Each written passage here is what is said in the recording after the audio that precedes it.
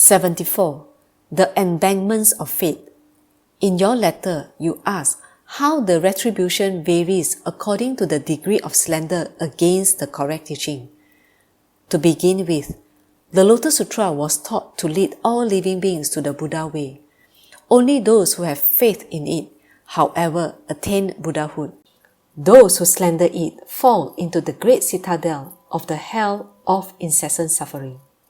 As the sutra states, if a person fails to have faith but instead slanders this sutra, immediately he will destroy all the seeds for becoming a Buddha in this world. When his life comes to an end, he will enter the Avicii hell. There are many degrees of slander, shallow and profound, slight and heavy. Even among those who embrace the Lotus Sutra, very few uphold it steadfastly, both in mind and in deed.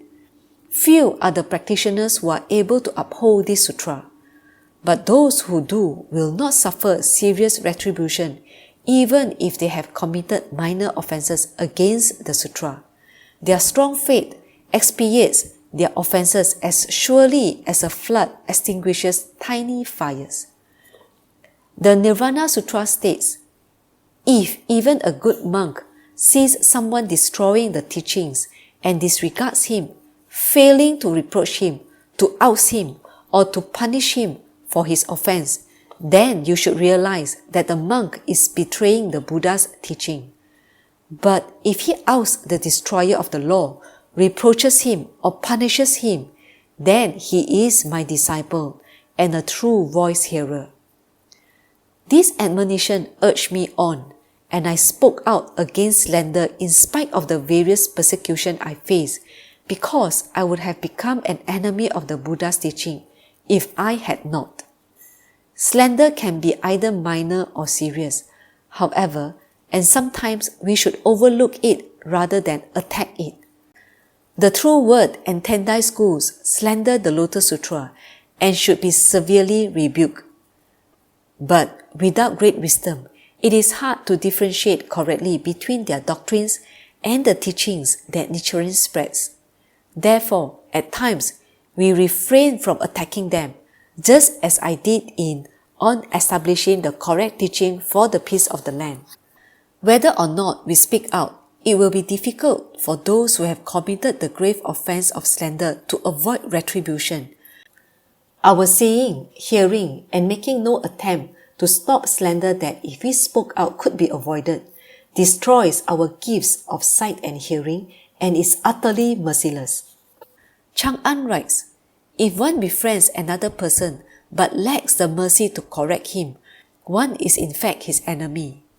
The consequences of a grave offense are extremely difficult to erase. The most important thing is to continually strengthen our wish to benefit others. When a person's offense is minor, admonishment is sometimes called for, but at other times it may be unnecessary, for there are those who may correct themselves without being told. Reprove a person for slander when necessary, so that you can forestall for both of you the consequences of an offense. Then you should forgive that person. The point is that even minor slanders may lead to serious ones, and then the effects one must suffer would be far worse. This is what Chang'an means when he writes, one who rids the offender of evil is acting as his parent. Many such examples of slander are also found among Nichiren's disciples and lay believers. I am sure that you have heard about the lay priest Ichinosawa. Privately, he is considered one of Nichiren's followers, but publicly he still remains in the Netbutsu school. What should be done about his next life? Nevertheless, I have presented him with the 10 volumes of the Lotus Sutra. Strengthen your faith now more than ever. Anyone who teaches the principles of Buddhism to others is bound to incur hatred from men and women, priests and nuns. Let them say what they will. Entrust yourself to the golden teachings of the Lotus Sutra, Shakyamuni Buddha, Tiantai, Myolo, Dengyo, and Chang'an. This is what is signified by the expression, practicing according to the Buddha's teachings. The Lotus Sutra reads, If in that fearful age one can preach this sutra for even a moment, one will deserve to receive alms from all heavenly and human beings. This passage explains that in the evil age of the latter day of the law, when evil persons stained by the three poisons prevail, anyone who believes in and upholds the correct teaching for even a short time will receive offerings from heavenly and human beings.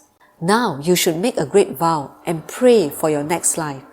If you are disbelieving or slander the correct teaching even in the slightest, you will certainly fall into the great citadel of the hell of incessant suffering.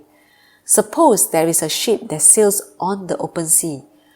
Though the ship is stoutly built, if it is flooded by a leak, those on the ship are sure to drown together. Though the embankment between rice fields is firm, if there is an ant hole in it, then surely in the long run it will not remain full of water. Bail the sea water of slander and disbelief out of the ship of your life, and solidify the embankments of your faith. If a believer's offense is slight, overlook it and lead that person to obtain benefits. If it is serious, encourage him to strengthen his faith so that he can expiate the sin. You are indeed an unusual woman, since you asked me to explain the effects of various degrees of slander. You are every bit as praiseworthy as the Dragon King's daughter when she said, "I unfold the doctrines of the great vehicle to rescue living beings from suffering." The Lotus Sutra reads, "If one can ask about its meaning, that will be difficult indeed." There are very few people who inquire about the meaning of the Lotus Sutra. Always be determined to denounce slander against the correct teaching to the best of your ability. It is indeed wonderful that you should be helping me reveal my teachings. Respectfully, Nichiren. The 3rd day of the 9th month. Reply to the lay nun and wife of Abutsu-bō. Background. This letter is dated the 3rd day of the 9th month with no year indicated, though it is believed to be 1275, a year and a half after the Daishonin's return from exile on Sado Island. It is addressed to the lay nun Sennichi, the wife of Abutsu-bō. The letter is a reply to a question the lay nun has asked about the effects of different degrees of slander against the correct teaching. The Daishonin says, "If a believer's offense is slight, overlook it and lead that person to obtain benefits. If it is serious, encourage him to strengthen his faith so that he can expiate the sin. But attention should be paid to his warning.